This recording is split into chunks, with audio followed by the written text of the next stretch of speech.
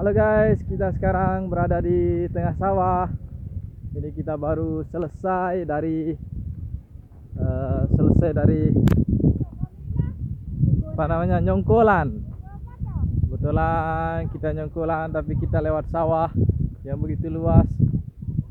Ya, di sana ada Jabal Rahmah yang terkenal sekarang di Lombok, tempat wisata religi. Ya, di situ ada tugunya, bisa diperhatikan. Tapi karena langitnya putih, tugunya putih, jadi hilang. Nah, itu dia. Itu dia. Itu dia Jabal Rahmahnya. Guys, ini sawah di Lombok, guys. Sangat luas sekali, ada perumahan di tengah sawah. Di situ ada produksi batu bata. Di belakang ada sushi. Kita juga ngiring, di depan juga banyak orang ya. Itu teman-teman habis ngiring. Oke, itu saja guys.